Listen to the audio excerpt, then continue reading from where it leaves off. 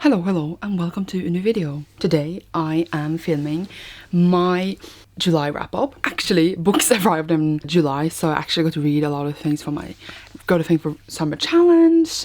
I had a reading rush, so my wrap-up for that is up on my channel where I read 13 books. I will show them here still, just because I want to include it all in one monthly video. The same we got a thing for summer, I will show them, but I won't review those because I review them in different videos like we do here always. But I still hope you enjoy. I read 34 books in July, so it's actually not my best month because I read 39 in April, but it's still a lot. And I am, for the first time, maybe not today though, but for the first time since I started this year where I have a goal of 300 books, I am caught up and like where I'm supposed to be.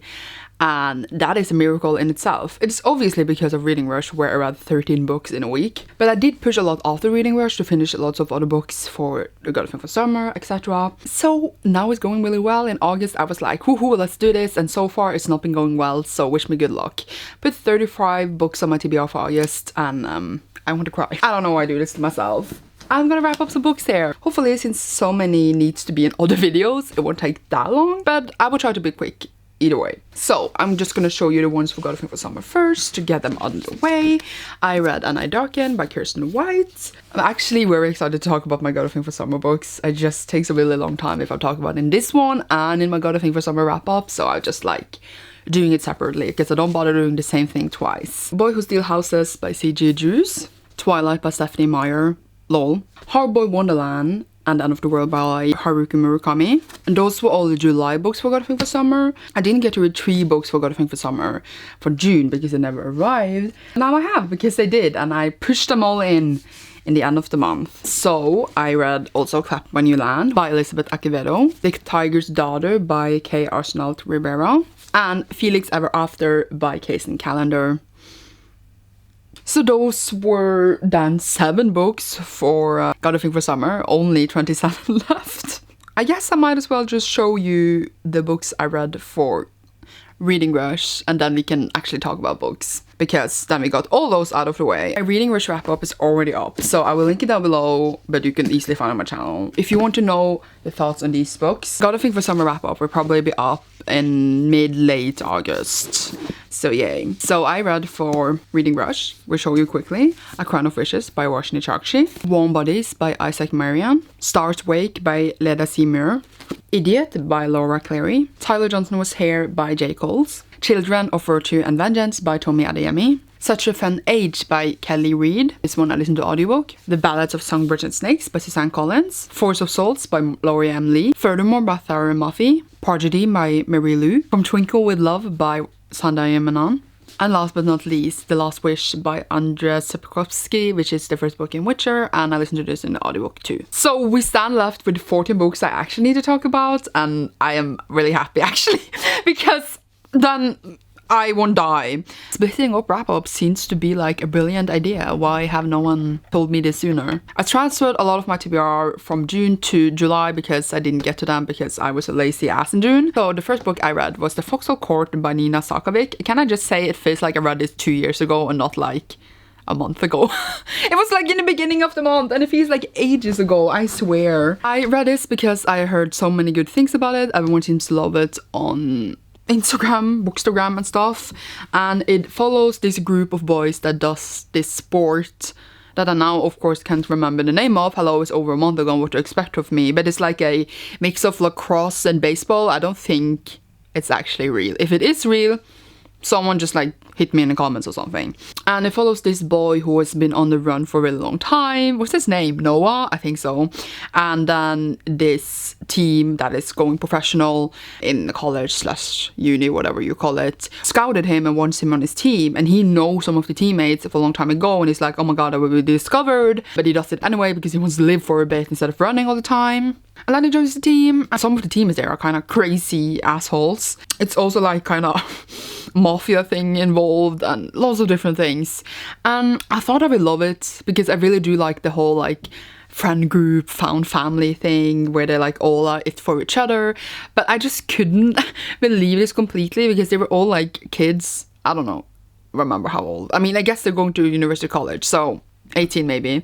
And this dude who's been on the run for this long time, I was not convinced. he could survive this, but it's fine because he had contacts and stuff from his mother, so I could believe him. But there was this other super aggressive character named Andrew, and he was like so violent, and he had to like drug himself to not be violent because he was parole. And I was like, why is he playing on this team? I just thought it was crazy that like he basically like tried to kill people and no one cared, and I thought it was okay how violent it was, and I thought that was really weird. There was also like unconsensual kissing in the scene. I was just like, what is this? But everyone loves this series, but for me it was totally fine for now. I gave it like 3 out of 5 stars, and I don't see yet how it is LGBT plus, but I think it will come in later books.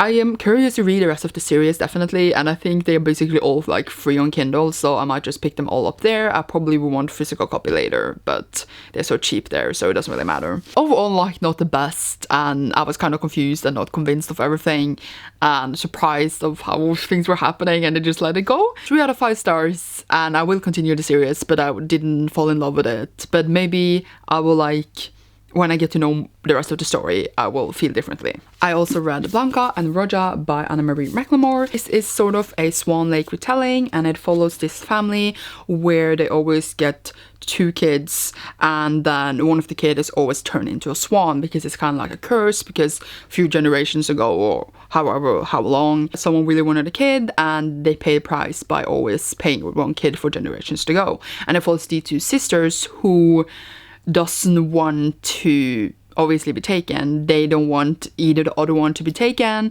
and it's like the sister story. And then I also meet these 2 boys, kind of help them. On brand with Anna-Marie McLemore, they write so beautifully. I can't describe how fairy tale and how it feels like this wonderful, beautiful story. Like, of course the story itself is fun, but the writing makes the story truly, because it makes the atmosphere of the story, it makes it feel so fairy tale-y, and I hope that was the point. But yeah, I have read 3 books by them now, and they're all just so good. They always have different representation, and this one had a person who was like a boy, a girl sometimes, so that is fine, and I just love how they write so much. I clearly cannot speak about books, which I can never do, so I don't know why I'm on Booktube. I gave it 4 out of 5 stars, and I'm so excited to read all of their works always. I am a bit behind now because I was away, but like buying them, but I will get to them all, I swear. I then read Sunstone Volume 2 by Stepan Sejic, and this one is a graphic novel comic series. I guess it's a comic series because it's a comic following these 2 girls, Ali and Liza, who have always been interested in BDSM, but I never got to experience it properly. Experience out their fantasies, and then they start to do that with each other. It's very dirty, but yeah, that's kind of the point. And the first book was them meeting and having their first experience together, and here we get a lot of backstory and also seeing how their feelings develop from like, oh, we're gonna meet to have sex, even though they had been friends for a while online, but to like actually get feelings for each other and really get to know their backstories and stuff. And I am surprised how soft this is. Like, I thought it would be this hardcore sexual thing, but it's like, it has sex and BDSM, of course, but it's so much about the characters and their love and their stories, and I just really love it. I don't know, I just expected it to be a bit more trash, but it's kind of like nice. So that was a nice surprise, that it's like has really nice elements and a really cute romance in it. So I'm excited to see how their relationship and the story develops. Yay, I gave it 4 out of 5 stars. I then read The Color Purple by Alice Walker. This one I put on my queer blackathon TBR, which was in June, and I didn't get to it, so I decided to pick it up in July. It's told in letters, and it follows Celie, who is like a young black girl going working poverty, and she's forced into this marriage, kind of saving her sister for having to go into it. And her sister goes away, and she believes her dad for many years. But she also meets this character named Shug Avery, because I can't remember character names, I have to check the back. And she's a woman that is like a singer and super eccentric, and I also might or might not get a romance there. So it's about so many things, because it's set in American South between the wars. That's where it's set in. That probably tells you more than it tells me. But overall, like, it's historical fiction. It's told in letters. To see a story from her sister, from the main character, a home, how she's in this abusive marriage, how she finds happiness in Avery, how it is to be black in this time. So many horrible things, but also full of hope and happiness and finding your own footing. And yeah, a lot of themes, a lot of things going on. It's a short book, but I really, really liked it. I really liked how the author managed to change between two different writing styles so thoroughly. I was just like, whoa, because one of them were kind of hard to read, only because they didn't have quotation mark when there was dialogue. Sometimes I didn't realize if it was a dialogue or if it was Celie actually like thinking. That was like my main complaint. There's also like sad story with like losing your children and maybe or may not get them back again. That was also really sad, but then like made it all worth it. It almost made me cry, but I wish we got more in the end to see how it really went. But overall, a really good book. I'm glad I picked it up and it was good. So I gave it 4 out of 5 stars. I'm just talking about all of these 3 together. I read Faes. What's happening? Volume 1, 2 and 3, and I have already read 1 and 2, and then I finally read now volume 3, so I reread these 2, and it basically follows these kids, lots of them going to this fencing school, and mainly Nicholas here wants to be a fencer, and he is kind of like the bastard son of one of like the biggest fencers, but like no one knows, and he competed against Teiji Katayama here, who's like one of the best at their age, and then they also end up sharing a room, and I cannot deal. It's so funny and cute. I cannot describe this. It's so adorable and innocent, and just a lot about fencing, but also these characters going through hardship and like develop through fencing, I guess. I am just waiting for more romance to blossom. I demand it. That's all. And yeah, I have the 4th volume, but I'm reading it in August now, so I'm very excited to read it and continue the series. It's really adorable. One of the fun things I read. I think like I rated this 5 stars the first time I read it, and now I rated it 4. It's not like I don't like it anymore, it just didn't give the impact that it gave the first time. But overall, a very enjoyable comic series, and I really recommend it if you like sports thing with big groups of people and competing and hating each other. Rivals, I can't speak. I then finished my reread of Hunger Games. So I finished Mockingjay. I read this on audiobook in the preparation for Ballads of Songbirds and Snakes, which I read later that month for Reading Rush, as I showed you. Do I need to say what Hunger is about? I really don't bother, but this is the 3rd book, and it's always been my least favorite, and it still is. I still think the story is much more solid than the first times I read it many years ago, and I really can see the themes instead of just focusing on Pita now than I did before. And I still think that Hunger Games is a great series even this many years later. Some series can grow old, but Hunger Games could grow old and still be good, and I'm really impressed by how solid the story actually is, and that I did read it and I was like, what the fuck was I thinking back then, like I did when I reread Twilight. But I still think that this has so many unnecessary deaths. I guess it's the point in the end that it's gonna feel like a Hunger Games going in, like defeating the Capitol, but it's so unnecessary because in theory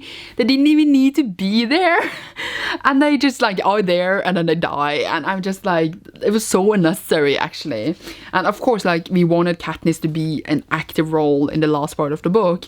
Like, you don't want her to sit at home crying, but at the same time they didn't have the necessity to be there. They just was kind of there randomly, and then it just so many dies. And I guess it is the point though of Hunger Games that people die, but I don't have words.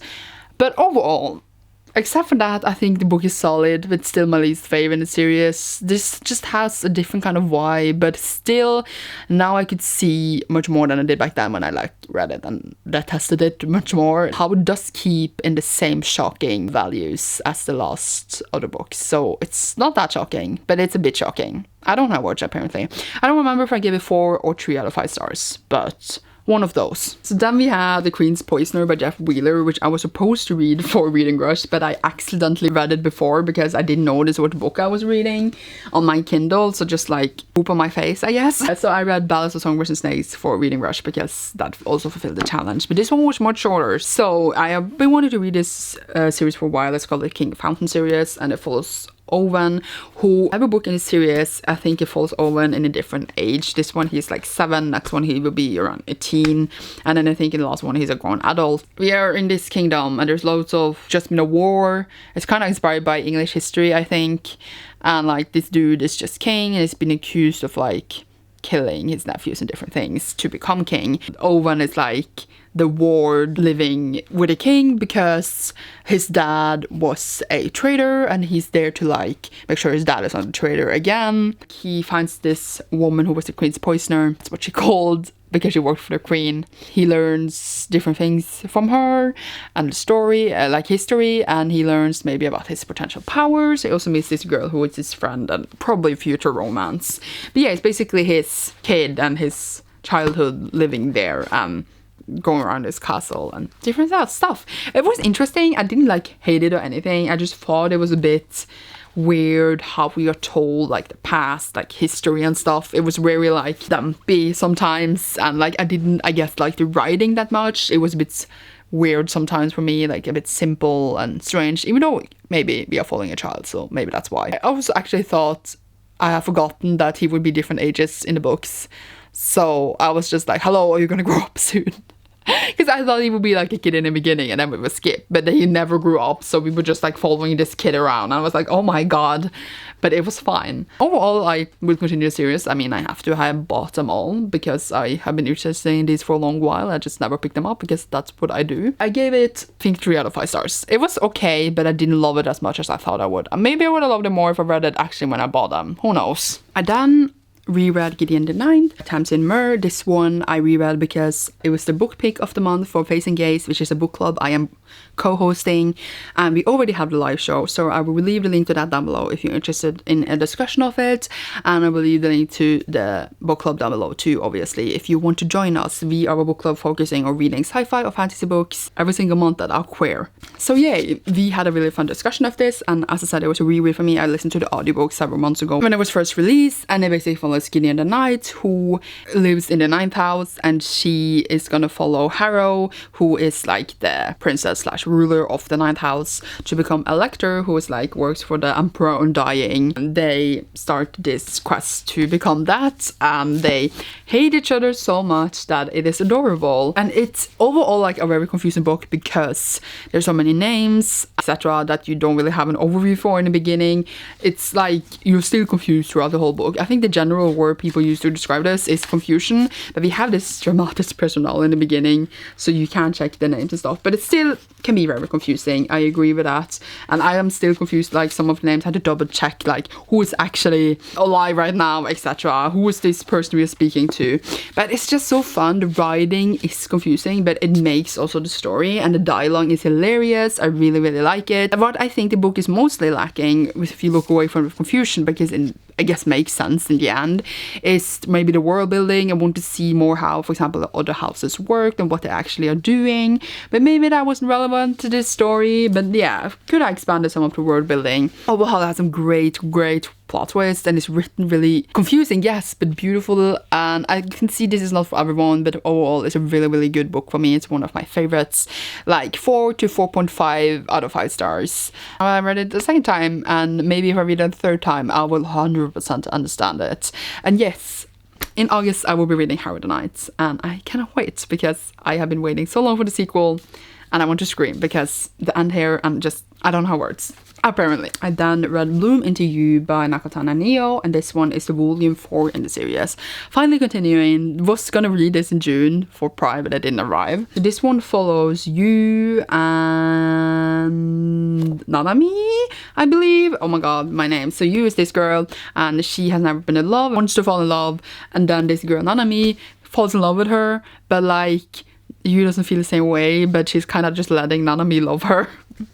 And it's very cute, very intense, and they are both in the student council. They're gonna make this play, and overall I just really enjoying it. It's just this adorable thing, and I watched some of the anime, but I need to continue it, and I'm gonna continue this series because it's fun and cute, and it's not like overly super complicated, and I like that. I like to just chill, very like contemporary setting with these two girls, and seeing if or not they will end up together. And yeah, this is the best friend to Nanami, and she's been in love with her for years, and now she has fallen for her, and it's great. Okay, so yeah, this 4 out of 5 stars, and I'm just enjoying this series a lot, so continuing, obviously. I then read, I didn't actually read this in this order because I had all the books in between that I showed you in the beginning, but that's not the point.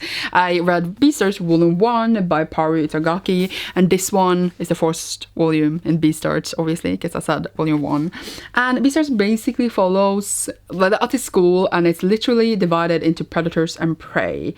So they have this other words. It's called a herbivore student, so that is like the prey is brutally murdered, and then like they obviously suspect the predators, who's called the carnivora. I cannot deal with myself how I read things. I watched like the 2 first episodes of anime before this, but this goes past it a bit, and I really enjoyed it. I've been hearing about it for a really long time. My best friend has been talking about it for ages, so I'm very excited to start the manga series and to watch the anime more. It's overall just a really solid story. It's very interesting seeing the dynamics between the predators and the prey, and also just seeing how they act like humans. Oh god, there was a curtain. So it says here in the back from the author's note, this is an animal manga that is a human drama, and it does describe it a lot. So actually the dude here is in the drama club. We follow him, Wolf, which is like one of the biggest predators. It's not called Wolf, it's called Legoshi. Oh my god. And he's actually in the drama club, like behind the scenes and stuff, so it's really interesting following him, and I'm really interested to see how the story will develop. There's a lot of volumes out, so I'm excited to catch up. Yay, 4 out of 5 stars. I then read Skype by Neil Schusterman. This one I actually listened to the audiobook, which I got, oh my god, what's happening, a while back. We are set in this future dystopian world where everything is perfect. Humanity has conquered everything. They conquered even death. So if you die, you're basically just resurrected. They need to find a way to kill people for overpopulation, so they made skites. Skites. What's happening? I listened to the audiobook and I still can't remember how to pronounce it. Oh my god. So they are the ones going around killing people, and we follow these 2 characters named Citra and Rowan, who become Skites and apprentices, and they learn the art of killing. They think about it in a totally different way than like how we would think about it, and it's very interesting to see the psychology behind it, seeing how they learn, seeing the society they live in, and how they think about death, and how they think about our time that they call the time of mortality. It's very interesting. It's not even that long since they conquered that even. That's very interesting themes in general about death and population, and how it would be to actually conquer it if humanity managed that one day, who knows. And just how some people use being a sky to just be totally crazy. I think actually my problem here was maybe that for once in my life, maybe that it was YA. I love YA, and it felt so limited. It felt weird that they were kids going to be apprentices. I guess they all started young as apprentices because they needed to like not be adults to have like form bonds and relationships more. But it just felt strange because I just didn't get that they were 17 and that they acted like this, because they didn't act like they were teens at all. It just felt really strange, and how I feel like they could have dwelled much deeper into certain themes if it was not YA, I think. But it's still very like dark for YA. Yeah, I think maybe it's because they were teens, and then we had this weird romance that was really unnecessary and strange. So because of that, I was like, this is weird in this kind of book. I generally just don't like romance and YA, so maybe that's why. But like, maybe I will see how the sequels, how much it actually delve in, and how much it actually is explored and exploded, how much in the sequels. But that's nothing to do with YA or not. It's just how deep the author wants to go. Because I read another book by him, Wind, and it had really like an interesting concept. It has this really interesting dystopia concepts, by the way, like in all his books I have heard about. Like Here No One Can Die, and in Unwind you can basically abort your kid anytime, and it's very, very interesting concepts. But in Unwind it became this action strange book that felt like the Maze Runner, so it was really strange because like it didn't delve into the politics and the psychology at all. But here they actually did that. But I want more, I want deeper, I want to dig in deep. But still, this feels like such a big improvement from that because it didn't, as I said, delve in at all. And here there is psychology and different things. I don't think I love this as much as I have seen other love it, because I've seen people praise this so much. But I didn't hate it or anything. I gave it 4 out of 5 stars. I didn't enjoy the concept and the things, but it was just things holding me back from falling for it completely.